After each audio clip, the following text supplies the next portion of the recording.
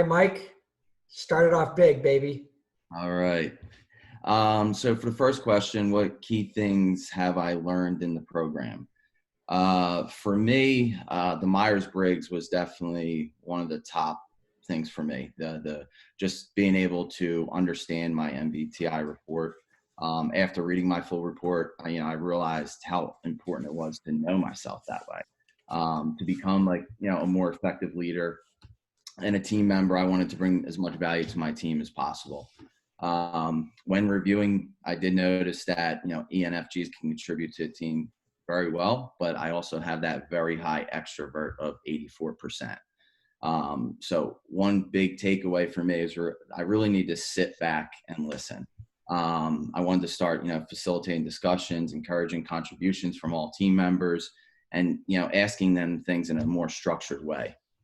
A few years ago, I had the privilege of being the chairman of the NAMA Emerging Leaders Network. And looking back, I wish I had already taken this assessment, because I really feel I could have helped out some people in the group, some more on the introversion side that would have benefited from me encouraging their contributions and asking questions, rather than me taking over or possibly them not participating. So with that said, I'm very grateful to now have these tools in my personal and professional life. Also, the quadrants of priority management and managing my energy, not my time.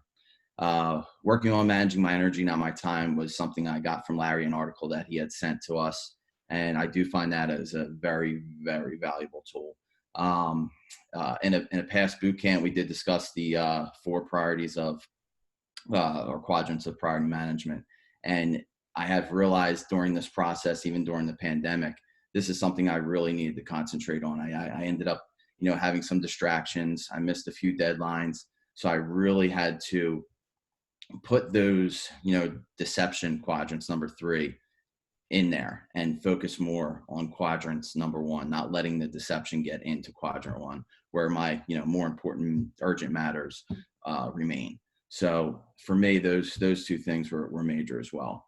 The question 2, tell a story about something that happened in the past 10 months.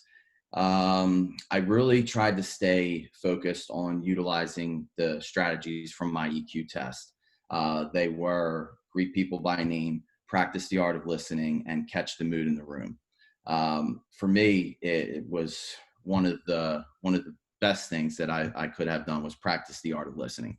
I don't know if it's my ADHD, my ADD, or just me being an extrovert, but I tend to get distracted very easily. So by practicing the art of listening, I was able to, specifically in a big Vistar meeting where I had 15 people to present to, I had a limited amount of time. I had multiple manufacturers to go over with. I knew I was the last person. I was keeping them from lunch. So I caught the mood in the room right away. I wanted to, make sure I greeted them by name. And I also decided at that point that I would ask them, I told them all at the end of the meeting, if you could have just one quick question for me that I can address, I would appreciate it. That way, at the end of the meeting, I knew that I was going to call upon them by name. So I'm greeting them by name, I'm remembering their name, and then I'm practicing the art of listening because I'm listening to their questions. So for me, that was a huge success, and I've used that in each meeting afterwards. Even on Zoom meetings, I've been able to utilize that. So very, very grateful for even the strategies that the EQ test provided. Question 3, what 1 to 2 things will you commit to continue using my leadership development? For me, honestly, with personal and professional, it is managing my energy. That article went a long way with me. I have a lot of, family stuff with my mom going on. There's a lot of stuff going on in the world, work, our channel. I've always been a good multitasker, but I wasn't managing my time appropriately until now. Distractions are very costly. I stopped to answer an email. I stopped to answer a call. All of these things would distract me and get me away from what's important. Once I realized I was struggling to concentrate, I needed to try something different.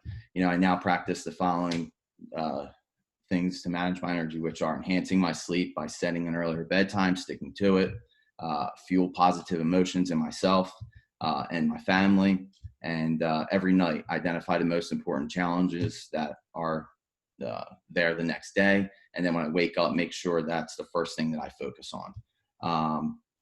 This honestly has truly been a good change in my life, like I said, personally and professionally. And I'm grateful that Larry and you guys have passed on these tools for me. The other thing that I will take with me, and I said this prior, but is the statement of gratitude. I think that has changed my life tremendously. Just every day, just being grateful for something, especially now in these times. And that is something I will continue to take with me as I move forward.